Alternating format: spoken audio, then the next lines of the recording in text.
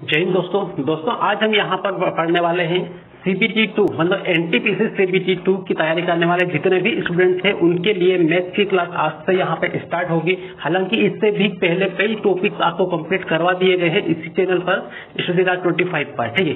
तो आप देखें उन चैनल को भी, उस वीडियो को भी और अपनी तैयारी को मजबूत करें। तो आज का जो वीडियो है ये CBT2 और पटवारी की तैयारी करने वाले हर एक स्टूडेंट के लिए बहुत ज्यादा इंपॉर्टेंट होगा और एकदम बेसिक वीडियो है, ठीक है। नंबर सिस्टम का एकदम बेसिक वीडियो है जो बहुत आसानी से समझ में आएगा और बस ये समझने की कोशिश करना है। बहुत बारीक बारीक चीजें यहाँ पर ली है। कई स्टूडेंट ऐसे होते हैं जो किसी भी टॉपिक को स्टार्ट करते हैं डायरेक्ट सवालों पे जाते हैं और डायरेक्ट सवालों पे जाते हैं तो उनसे सवाल नहीं बनते हैं। क्यों? उसका कारण ये है कि उन्होंने जो बेसिक जानकारी वो नहीं ली, उस टॉपिक की बेसिक जानकारी नहीं ली है, वो डायरेक्ट सवाल करने पहुंच गए। तो अब वहां पे डायरेक्ट जाएंगे तो आपको दिक्कत आना ही आना है, ठीक है। किसी भी काम को स्टेप बाय स्टेप आगे बढ़ाओगे सीखते हुए तो आपको वो काम बहुत आसान लगेगा और मैथ भी बहुत ही आसान है। पूरी मैथ का सबसे स्टार्टिंग टॉपिक और सबसे सही टॉपिक जो पूरी मैथ में काम आएगा वो है नंबर सिस्टम, ठीक है। नंबर से ही मैथ बनी है, ठीक है।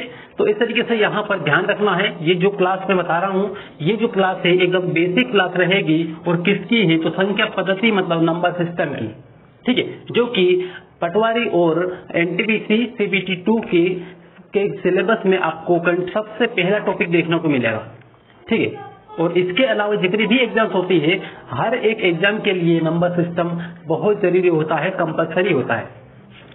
बस ये समझना है इसको, ठीक है। तो यहाँ पर आए और स्टार्ट करते हैं। संख्या पद्धति क्या है, ठीक है। बारीक चीजें हैं, समझ ले अच्छी तरीके ध्यान से। तो आने वाला जो अगला वीडियो है, अगला जो क्लास रहेगी वो बहुत बेहतर तरीके से समझ में आएगी और एक एक फंडा पूरा क्लियर होगा, ठीक है।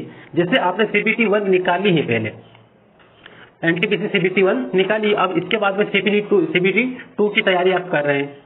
तो इस तरीके से यहाँ पे उस टाइम आपने मेहनत की है तो अभी थोड़ी सी मेहनत टेक्निकली करना है क्योंकि अभी नंबर ऑफ क्वेश्चन बढ़ा दिए गए और टाइम वही का वही है, ठीक है। 90 मिनट है मतलब 1.5 घंटा ही है, लेकिन क्वेश्चन अभी 120 है।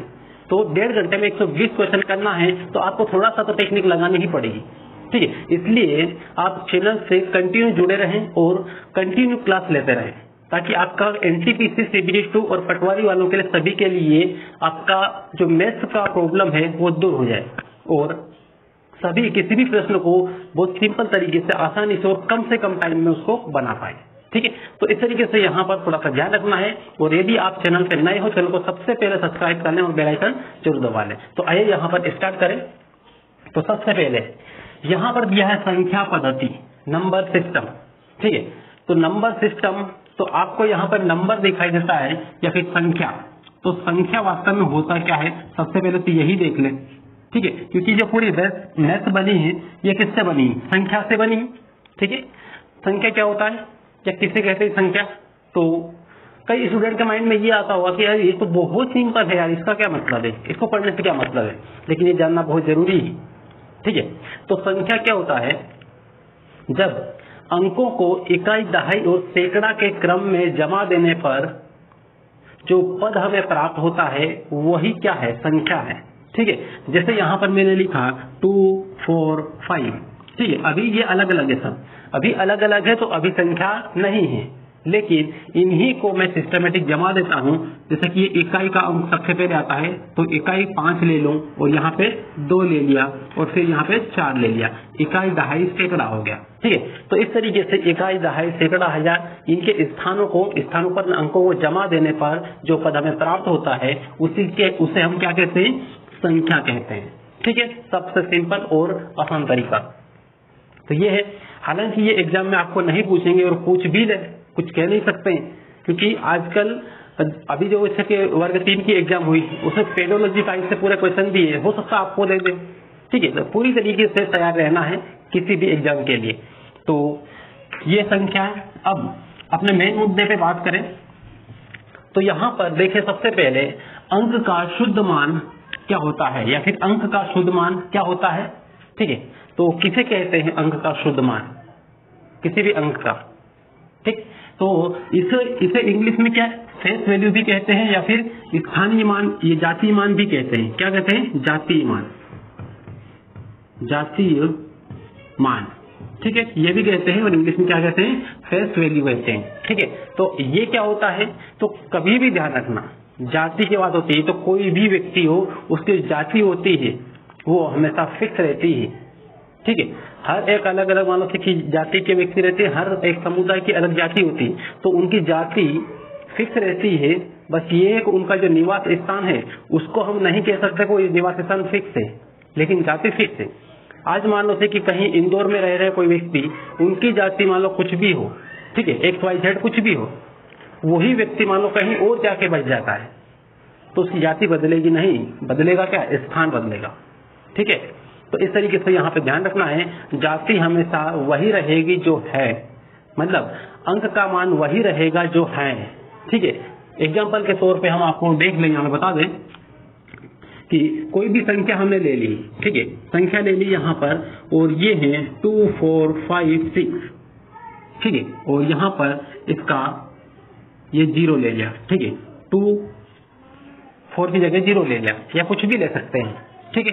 तो इस तरीके से संख्या आपके सामने है और आपके सामने मान लो से क्वेश्चन आया है, एग्जाम में क्वेश्चन पूछ लिया गया कि यहाँ पर दी गई संख्या में 2 का जातीय मान क्या होगा, ठीक है, 2 का जातीय मान क्या होगा, या फिर 2 का नहीं 5 का जातीय मान क्या होगा, या फिर 5 अंक का शुद्ध मान क्या होगा, ये पूछा, ठीक है। तो अब यहाँ पर देखें, और यहाँ पर किसका पूछा है? 5 का, ठीक है, 5 का जातीय मान क्या होगा? तो 5 का जातीय मान कितना होगा? 5 ही होगा, ठीक है, 5 का जातीय मान कितना होगा? 5 ही होगा। यहाँ पर यदि इसे कि इस 2 का जातीय मान पूछ लेते हैं तो 2 का जातीय मान क्या होगा? 2 का जातीय मान 2 ही होगा, मतलब जिस अंक का पूछ रहे हैं उसका वही होगा, ठीक है। अब यहाँ पर 0 का पूछ लिया तो 0 का जातीय मान क्या होगा? तो 0 के जातीय मान की बात करें तो 0 का 0 ही होगा, ठीक है। तो इस तरीके से यहाँ पर आपको थोड़ा सा समझ के रखना है, क्योंकि बहुत बारीक बारीक चीजें जो होती है ना, यही चीजें आपको एग्जाम में फेल करवा देती है। बहुत सारा जो चीजें होती है वही चीजें आपको फेल करवा देती है, बहुत कठिन चीजें आपको फेल नहीं करवाती, ठीक है। जब पेपर देख के वहां से निकलते हो तब जाके मालूम होता है कि यार ये तो बहुत सरल था क्वेश्चन जो मैं गलत करके आ गया, ठीक है। इसलिए इन चीजों को, जो आसान सवाल है वो आसानी से बन जाए, उसके लिए आपको इन बारीक बारीक चीजों को देखना है, वो समझना है, ठीक है। ये तो यहाँ पे क्लियर हुआ। अब इसके बाद में थोड़ा सा एक और नंबर ले लेता हूं मैं, 2 4 5 8 या 6, ठीक है। अब बताएं यहाँ पर 4 का जातीय मान क्या होगा? 4 का जातीय मान क्या होगा? तो 4 का जातीय मान होगा 4 ही होगा, ठीक है। अब यहाँ पे 5 का जातीय मान या 6 का जातीय मान क्या होगा? तो 6 का 6 ही होगा। इसका मतलब ये है कि जो जातीय मान है वो एक व्यक्ति की जाति की तरह ही होता है, ठीक है। व्यक्ति की जाति कभी नहीं बदलती है, ठीक वैसे ही एक अंक का जातीय मान कभी नहीं बदलता है, वही रहेगा जो वो लिखा है, ठीक है। क्लियर हुआ इतना? अब इसके बाद में बढ़ते हैं आगे और उसी का थोड़ा सा अगला रूप लेते हैं, और यहाँ पर जातीय मान था या शुद्ध मान था, तो अब यहाँ पे देखते हैं स्थानीय मान। क्या है? स्थानीय मान या प्लेस वैल्यू। स्थानीय मान या फिर प्लेस वैल्यू क्या होती है? स्थानीय मान की बात करें या फिर प्लेस वैल्यू को इंग्लिश में प्लेस वैल्यू बोलते हैं, हिंदी में स्थानीय मान कहते हैं, ठीक है। तो किसी भी संख्या का स्थानीय मान बदल जाता है, मतलब कुछ चेंजेस रहता है उसमें, ठीक है। जैसे मैंने बोला था कि कोई व्यक्ति की जाति हमेशा फिक्स रहती है, जैसे भील है तो भील रहेगी जाति, उसकी जाति नहीं बदलेगी। लेकिन यदि वो व्यक्ति आज इंदौर में रहता है और कल उज्जैन में रहता है तो उसका स्थान बदल जाता है, ठीक है, स्थान में परिवर्तन हो जाता है, लेकिन जाति वही रहती है। इसलिए यहाँ पे याद रखना कि जातीय मान वही रहेगा जो वहां पर लिखा है, और स्थानीय मान, स्थान बदल जाएगा तो स्थानीय मान भी बदल जाएगा, मतलब कुछ परिवर्तन आएगा। जैसे यहाँ पर ले लिया, यहाँ पर मैं एक ही वर्ड में लिख देता हूं, वही रहेगा, जो दिया वही रहेगा, ठीक है। जो पूछा वही उत्तर है, वही उत्तर ये एक लाइन में हम लिख सकते हैं, इसको ध्यान रख सकते हैं, ठीक है। अब यहां पर देखें, मान परिवर्तित होगा, ठीक है, मान परिवर्तित होगा या फिर शून्य लगेंगे, जितनी संख्या उतने शून्य लगेंगे, जितनी संख्या उतने शून्य, उतने शून्य, जितनी संख्या है उतने शून्य लगेंगे। मतलब आपको यहाँ पे समझा देता हूँ, ये इसका मतलब क्या होता है कि स्थानीय मान यहाँ पर मान लो कि संख्या कोई ले ली अपन ने संख्या, और ये संख्या है 6849, ये है, ठीक है। तो अब ये संख्या है और इसमें आपको ये बोल दिया है कि जो 8 है, इस 8 का स्थानीय मान क्या होगा, ठीक है। क्या है, 8 का स्थानीय मान क्या होगा, स्थानीय मान क्या होगा। तो 8 का स्थानीय मान क्या होगा, तो यहाँ पर 0 का फंडा रहेगा। जो 8 है उसको 8 ही लिखना है, ठीक है, 8 है उसको 8 ही लिखना है, लेकिन 8 के बाद में कितनी संख्याएं हैं ये देखना है यहाँ पर, ठीक है। 8 के बाद में 2 संख्याएं हैं, 1 2, 2 संख्या है, तो 8 के बाद में 2 0 लगा देना है, 8 के बाद में 2 0 लगा देना है। क्लियर हुआ इस तरीके से। अब यहाँ पे 8 की जगह पूछ लिया किसका, 6 का, तो 6 का स्थानीय मान, ठीक है, 6 का स्थानीय मान कितना होगा, तो 6 सबसे पहले लिख लेना है और फिर ये गिनना है कि 6 के बाद कितने अंक दिए हैं। तो 1 2 3, 3 है तो 3 0 यहाँ पर लगा देना है, ये है। तो इस तरीके से शून्य का मतलब ये है कि जिस संख्या का पूछा है उसके बाद में जितने भी अंक है उतने 0 लगा देना है, वो उसका स्थानीय मान हो जाएगा, ठीक है, इस तरीके से है। और यहाँ पर हमने देखा था 2 4 6 8 का, तो यहाँ पर 4 का स्थानीय मान या ये शुद्ध मान या फिर जातीय मान, ये क्या होगा, तो 4 का 4 ही रहेगा, ठीक है, 4 का क्या होगा 4 रहेगा, 6 का 6 रहेगा, मतलब जो नंबर दिया वही रहेगा, इसमें कोई परिवर्तन नहीं होगा, लेकिन इसमें 0 लगेगा सबसे पीछे, ठीक है, जितने अंक है उतना 0 लगेगा, राइट। इतना क्लियर हुआ। अब इसके बाद में फिर आगे बढ़ते हैं, फिर देखें यहाँ पर संख्या। तो संख्या तो मैंने सबसे पहले बताई, ठीक है, संख्या सबसे पहले बताई। संख्या किसे कहते, संख्या क्या होती है, तो कि अंकों को इकाई दहाई सैकड़ा के क्रम में जमा देने पर प्राप्त पद को हम क्या कहते हैं, संख्या कहते हैं, ठीक है। इसलिए हम इसको डिस्कस नहीं करेंगे, इसका काम कंप्लीट हो चुका है। और बात करते हैं प्राकृत संख्या। तो प्राकृत संख्या क्या होती है, तो कई स्टूडेंट प्राकृत संख्याएं, पूर्ण संख्याएं या फिर पूर्णांक संख्याएं, ठीक है, उसके बाद परिमेय संख्याएं, अपरिमेय संख्याएं, भाज्य अभाज्य, इनको सही तरीके से नहीं जानने की वजह से संख्या पद्धति से बहुत सरल सवाल आते हैं लेकिन वो गलत कराते हैं, ठीक है, कई स्टूडेंट ऐसे हैं। तो इसलिए यहाँ पर ये बारीक बारीक चीजों को आपको देखना बहुत जरूरी है और पहचानना बहुत जरूरी है। तो प्राकृत संख्याएं किसे कहते हैं, प्राकृत संख्याएं वो संख्याएं होती है जो 1 से लेके गिनती के रूप में स्टार्ट होती है और हजारों तक लाखों तक पहुंच जाती है, ठीक है। तो इस तरीके की जो संख्याएं होती है वो प्राकृत संख्याएं होती है। मतलब सिंपल बोलो तो 1 से स्टार्ट होती है, 1 2 3 4 इस तरीके से अनगिनत, ठीक है, इन्फिनिटी तक जाएगी। तो ये है प्राकृत संख्याएं, ठीक है। तो इस तरीके से यहाँ पर ये प्राकृत संख्याएं हुई, कहाँ से स्टार्ट होती है, 1 से स्टार्ट होकर ना लाखों करोड़ों तक, मिलियन तक पहुंच जाती है, ठीक है, ये। और उसके बाद फिर बात करते हैं हम यहाँ पर पूर्ण संख्याएं, ठीक है। पूर्ण संख्याएं किसे कहते हैं, तो ये तो 1 से स्टार्ट हो रही है और पूर्ण संख्याएं वह संख्याएं होगी जो 0 से स्टार्ट होगी। कहाँ से स्टार्ट होगी, 0 से स्टार्ट होगी, मतलब 0 1 2 3 4 इस तरीके से यहाँ पे अनंत तक जाएगी, ठीक है। तो इस तरीके से प्राकृत संख्या मतलब 1 से स्टार्ट होने वाली गिनती, और ये जो पूर्ण संख्या है ये 0 से लेकर स्टार्ट होगी, 0 से 1 2 3 इस तरीके से स्टार्ट होने वाली गिनती, ठीक है। तो ये पूर्ण संख्या हुआ। तो पूर्ण संख्या के बाद में थोड़ा सा और एक स्टेप आगे बढ़े तो आएगा पूर्णांक संख्याएं, ठीक है, एक स्टेप आगे बढ़े तो पूर्णांक संख्याएं। तो पूर्णांक संख्याएं क्या होगी, अब यहाँ पे देखो ये 0 से 1 2 3 4 और अनंत तक जब गिनती जाएगी तो इसको बोलेंगे पूर्ण संख्या, ठीक है। यह भी क्या है, ये पूर्ण संख्या है, लेकिन इसको मैं ऐसा कर दूं यहाँ पर कि -1 -2 -3 और अनंत तक इधर माइनस में जाएगा, गिनती प्लस में भी जा रही है माइनस में भी जा रही है और बीच में 0 भी है। जब प्लस माइनस और 0 को मिला के सारे जो नंबर बनते हैं, जो संख्या है या फिर जो गिनती है वो क्या है, वो पूर्णांक संख्याएं है, ठीक है, पूर्णांक संख्याएं हैं। इस तरीके से यहाँ पर आपको ध्यान रखना है, कभी भी कुछ भी दे सकते हैं 1 से लेके 10 तक या प्रथम 15 प्राकृत संख्याओं का योग ज्ञात करें तो आपको यहाँ पे समझ में आएगा कि प्राकृत संख्या होती क्या है। आपको यदि ये पता है कि 1 से लेकर स्टार्ट होने वाली जो गिनती है वही प्राकृत संख्या है तो आप बिना सोचे समझे आप आसानी से कर सकते हैं। आपको दिमाग लगाने की कोई जरूरत नहीं, लेकिन आपको पता ही नहीं है कि प्राकृत संख्या होती क्या है, ठीक है, नेचुरल नंबर होता क्या है, तो आपके लिए बहुत बड़ी वाली दिक्कत है, ठीक है। और यही कारण है बारीक बारीक चीजों को याद न रखकर फेल होने का, ठीक। तो अब पूर्ण संख्याएं, अब ये बोल दिया कि प्रथम 20 पूर्ण संख्याओं का योग ज्ञात करें, ठीक है। तो इसमें यहाँ पर 0 भी आ जाता है, राइट। तो इस तरीके से थोड़ा सा ध्यान रखना है। पूर्णांक संख्या आ गई। अब इसके बाद में यहाँ पे दिया है अभाज्य संख्या। अब भाज्य संख्या से पहले आप थोड़ा सा ये देख लें, भाज्य संख्याएं क्या होती है, भाज्य संख्याएं, ठीक है। तो भाज्य संख्याएं क्या होती है ये थोड़ा सा देखें। तो भाज्य संख्याएं वे संख्याएं होती है जो खुद के अलावा एक या फिर खुद के अलावा या तो 1 से विभाजित होगी या फिर 2 से, ठीक है, या फिर और किसी संख्या से।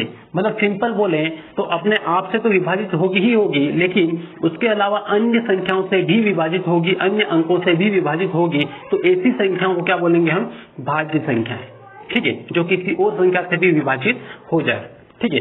तो किसी भी संख्या से खुद के अलावा, ठीक है, यहाँ पे स्वयं के अलावा किसी अन्य संख्या से भी विभाजित होना,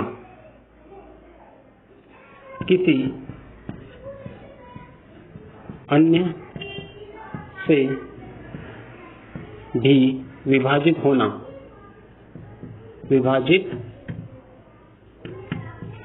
तो इस टाइप की जो संख्या होगी वो क्या है, वो भाज्य संख्या आ जाएगी। फॉर एग्जांपल ले लो यहाँ पर 2, ठीक है, 2 वैसे 2 को नहीं लेंगे, यहाँ पर ले लो 4 को, ठीक है।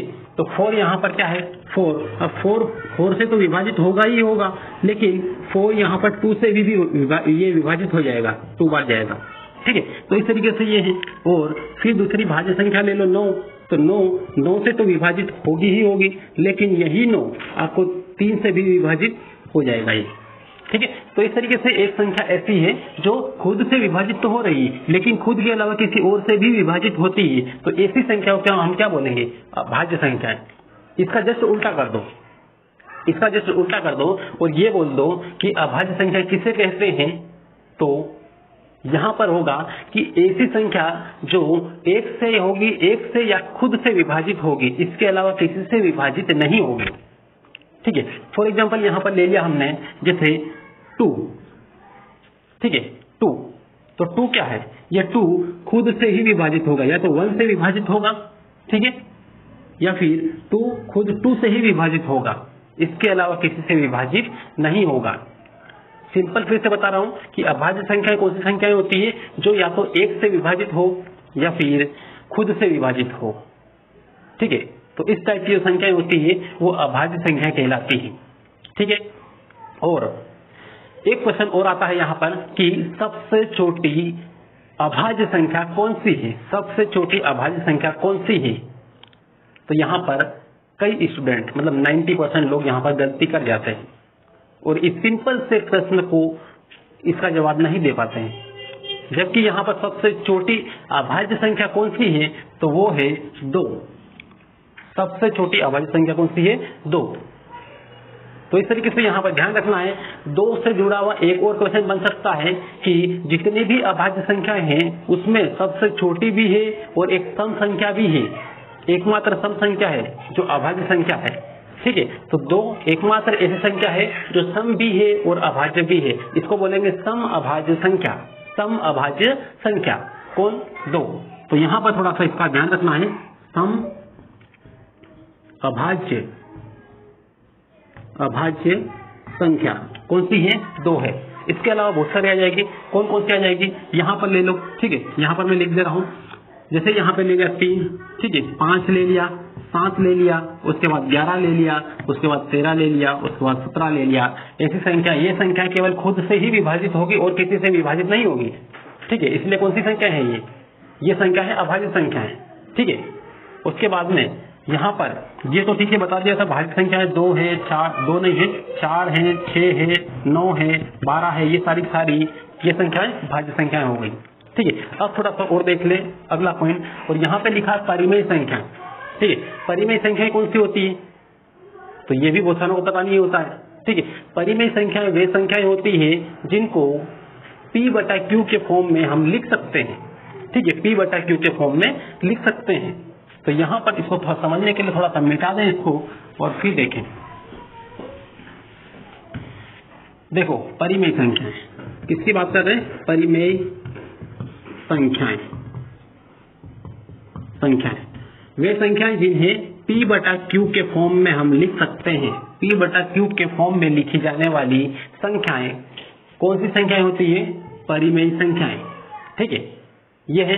और उसके बाद में इसमें एक बात और ध्यान रखना है, क्या परिमेय संख्याओं में q का मान 0 हो सकता है, q का मान 0 हो सकता है, तो बिल्कुल नहीं हो सकता है। ठीक है, q का मान 0 बिल्कुल नहीं हो सकता है, क्योंकि यहाँ पे q का मान यदि 0 हो गया तो ऊपर भले 5 हो और नीचे यदि 0 लगाएं तो इसकी वैल्यू क्या होगी, इन्फिनिटी होगी। क्या होगी, इन्फिनिटी होगी। ठीक है, तो इस तरीके से यहाँ पे q is not equal to 0, तो q 0 के बराबर नहीं होगा। ठीक है, ये हो गया। अब बात करते हैं अपरिमेय संख्या, परिमेय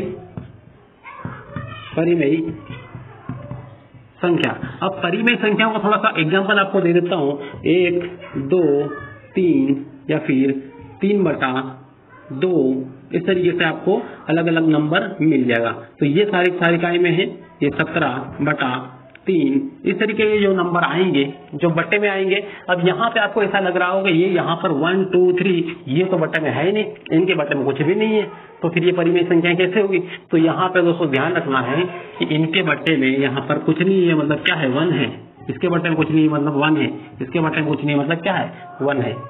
ठीक है, तो इस तरीके से यहाँ पर समझना है थोड़ा सा। और अपरिमेय संख्याओं को अब देख लें। अपरिमेय संख्याएं वे संख्या है जिनको p/q के फॉर्म में हम नहीं लिख सकते, सिंपल याद रखना है। ठीक है, p/q के फॉर्म में नहीं लिख सकते हैं वे संख्याएं जिन्हें हम इस रूप में नहीं लिख सकते, क्या कहलाती है, अपरिमेय संख्याएं।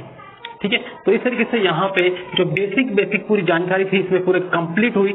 ठीक है, और उसके बाद में फिर आगे देखते हैं कि अब जो नंबर वास्तविक में जो क्वेश्चन आते हैं वो कौन कौन से आते हैं या फिर किस रूप में आते हैं। ठीक है, तो वो देख लें थोड़ा सा। अब इसके बाद में देख लें यहाँ पर, और इसमें ये है कि अभाज्य संख्याएं कितनी है, कहाँ तक कितनी संख्या हमें मिलेगी।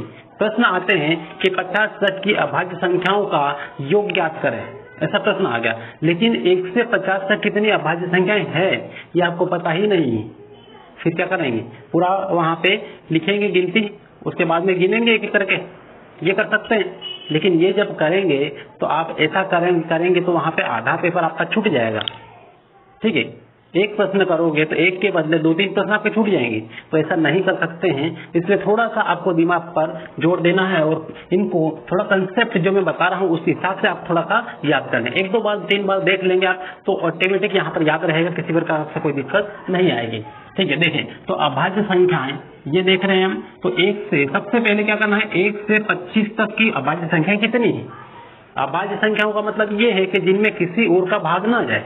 ठीक है, जिनमें खुद से ही भागित हो सकता है, 2 है तो 2 से ही भागित हो सकता है, 2 में 3 से भाग नहीं जाएगा, 2 में 5 से भाग नहीं जाएगा। ठीक है, तो इस तरीके की संख्या है वो अभाज्य संख्या है। तो 1 से 25 तक अभाज्य संख्या कितनी है, तो यहाँ पर आपको केवल एक नंबर यहाँ पे याद रखना है, ये कितनी है, 9 है। कितनी, 9 है। तो 1 से 25 तक 9 है, आपको ये याद रखना है। और दूसरा ये यहाँ पर 1 से 100 तक कितनी है, तो इसको यहाँ पर आपको याद रखना है, ये कितनी है, 25 है। ठीक है, बस 2 आंकड़े आपको यहाँ पर याद रखना है, बाकी सारी आपको याद रहेगी। ठीक है, अब कैसे याद रहेगी तो इनको देख लें। ठीक, तो यहाँ पर देखें 1 से 25 तक कितनी, 9। ठीक है, और अब हर बार आगे बढ़ेंगे तो क्या करना है, उसमें 6 से जोड़ते जाना है, +6 करते जाना है। ठीक है, प्लस कितने करते जाना है, 6 प्लस करते जाना है। इसमें यदि 1 से 25 तक ये है तो 1 से 50 तक कितनी होगी, तो +6 कर दो, ये वाला प्लस इसमें जोड़ दो तो +6, तो कितना हो जाएगा, ये 15 हो जाएगा। ठीक है, तो ये 15 आ गई। ठीक है, 1 से 50 तक बोलेंगे तो अभाज्य संख्या कितनी है 15। ठीक है, उसके बाद में फिर हम यहाँ पर देखेंगे 1 से 75 तक अभाज्य संख्या कितनी है, फिर से +6 का, तो 15 में 6 को जोड़ लो तो कितना आएगा 21 आएगा। तो 21 संख्याएं हैं 1 से 75 तक, गिनती में 1 से 75 तक कितनी संख्या है अभाज्य संख्या 21 है। ठीक है, तो इस तरीके से यहाँ पे 1 से 75 तक आपका निकल आएगा, 25 तक बोलेंगे तो 9 आ जाएगा, 50 तक बोलेंगे तो इतना आ जाएगा, और बाकी इधर 1 से 75 तक बोलेंगे तो 21 आ जाएगा। ठीक है, तो इस तरीके से ये होगा। थोड़ा सा इस पे ध्यान रखना है क्योंकि ये थोड़ा सा कठिन हो जाता है स्टूडेंट को निकालना। एक एक करके गिनने भी जाएंगे तो उसमें गलती कर जाते हैं, कोई संख्या छूट जाती है, तो यहाँ पर थोड़ा सा ये इस तरीके से याद रखना है। ठीक है, अब इसके बाद फिर यहाँ पर देखें आगे 1 से 100 तक, 1 से 100 तक कितनी है तो 25 है। ठीक है, 1 से 100 तक कितनी संख्या है तो 25 है टोटल अभाज्य संख्या है। तो अब यहाँ पर इसमें क्या करना है, तो इसमें प्लस कितना करना है तो +5 करना है। ऊपर वाले में प्लस कितना कर रहे थे 6 कर रहे थे 1 से 75 तक आने के लिए। ठीक है, लेकिन इधर 1 से 100 तक बोले तो कितना है 25 संख्या है ये वाली। ठीक है, और अब आगे बढ़ने के लिए +5 करते जाना है सब में। ठीक है, अब 1 से 125 तक बोले तो +5 कर दो, इसमें कितना होगा 30 हो जाएगा, मतलब 30 संख्या है 1 से 125 तक। टोटल अभाज्य संख्या कितनी है तो 30 है, और 1 से 150 तक अभाज्य संख्या कितनी है तो इसमें 5 और प्लस कर दो तो कितना हो जाएगा 35। ठीक है, 35 संख्या है, और उसके बाद में 1 से 175 तक आने के लिए फिर से 5 प्लस कर दो तो कितना हो जाएगा 35 और 5 40। ठीक, कितना होगा 40। तो इस तरीके से यहाँ पे 175 तक हम आ गए। ठीक है, यहाँ पर 9 को याद रखना है, यहाँ पर 1 से 100 तक के लिए 25 को याद रखना है। 2 ही संख्याओं को याद रखना है और पूरी याद रहेगी आपको। ठीक है, कोई दिक्कत नहीं आएगी। तो ये हुआ, और लास्ट में देख लें यहाँ पर 1 से 200 तक। ठीक है, 175 तक आ गए, तो 1 से 200 तक हम कितना डिफरेंस ले रहे हैं 25 का। ठीक है, 25 का डिफरेंस यहाँ पर ले रहे हैं। तो 1 से 200 तक टोटल जो संख्याएं होगी अभाज्य संख्याएं वो कितनी होगी, तो यहाँ पर 6 बढ़ जाएगा, मतलब 46 होगी, छोटी 6 होगी। कहाँ तक 1 से 200 तक। ठीक है, तो कम से कम इतना आपको ध्यान रखना है और याद रखना है। फिर साथ में आपको ये भी बता दे रहा हूं कि यहाँ पर ये तो अभाज्य संख्या का कंप्लीट हुआ काम। ठीक है, यहाँ पर यदि बोल दिया सम संख्याएं। ठीक है, तो 1 से 100 तक सम संख्याएं कितनी है, तो 1 से 100 तक सम संख्याएं कितनी है। ठीक है, या फिर ये बोल दिया कि 1 से 100 तक की सम संख्याओं का योग ज्ञात करें। ठीक है, तो कैसे निकालेंगे, अब उसके लिए आपको टोटल संख्याएं कितनी है, कितनी सम संख्या है 1 से 100 तक, ये आपको पता करना जरूरी है। लेकिन ये पता करना बहुत आसान होता है। जब 1 से 100 तक की गिनती बोलेंगे अपन, उसमें 50 संख्याएं ऐसी होगी और सम होगी, और 50 कैसी होगी विषम। ठीक है, टोटली जो संख्या बनी होती है वो सम और विषम संख्याओं से मिलकर ही बनी होती है गिनती। तो 1 से 100 तक बोले तो 50 संख्याएं सम 50 विषम, मतलब यहाँ पर 1 से 100 तक सम संख्याएं कितनी है, तो यहाँ पर 50 संख्याएं टोटल कितनी है 50 संख्याएं। जो भी संख्या जहां तक दिया है लास्ट वाला वहां तक उसको कम कर लो, मतलब आधा कर लो। ठीक है, आधा कर लो तो आपको संख्याएं यहाँ पर मिल जाएगा, मतलब n का मान मिल जाएगा। ठीक है, और वहीं विषम की बात करें, विषम संख्याएं कहां तक 1 से 100 तक। तो ये भी कितनी होगी, तो ये भी यहाँ पर कितनी होगी 50 होगी। ठीक है, कितनी होगी 50 होगी, 50 होगी। तो इस तरीके से सम विषम की बात करें तो वो उसको आधा कर देना है। 50 तक बोले तो 50 का आधा कर देना है, 1 से 50 तक बोले तो 50 का आधा कर दो, कितनी आएगी 25 सम 25 विषम। ठीक है, 200 का बोले तो 100 सम 100 विषम, इस तरीके से निकल आएगा। ठीक है, तो इस तरीके से ये फंडे हैं जिससे संख्या पद्धति आपकी बहुत आसान हो जाएगी और सवाल बहुत सरल हो जाएंगे। ठीक है, लेकिन ये काम करना पड़ेगा पहले। ठीक है, तो दोस्तों अब नेक्स्ट वीडियो में, ये वीडियो बेसिक वीडियो था एकदम, और उन स्टूडेंट्स के लिए था जो एकदम नए स्टूडेंट हैं, लेकिन जो पुराने हैं उनको भी जानना जरूरी है।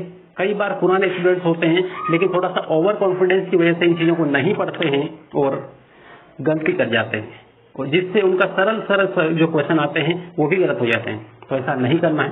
तो दोस्तों यहाँ पर ये वीडियो कंप्लीट हुआ, और फिर अगले वीडियो में मिलेंगे जिसमें पूरे क्वेश्चन लगाएंगे, प्रश्न पूरे हल करेंगे, और आपकी फुल प्रैक्टिस वहां पर होगी। वहां पर आपको पता चलेगा कैसे क्वेश्चन आपकी एग्जाम में आने वाले हैं। ठीक है, तो यदि आप चैनल पे नए हो, चैनल को सब्सक्राइब पहले कर लें, बेल आइकन जरूर दबा लो, जितना ज्यादा हो सके अपने फ्रेंड्स तक शेयर करें। Best of luck.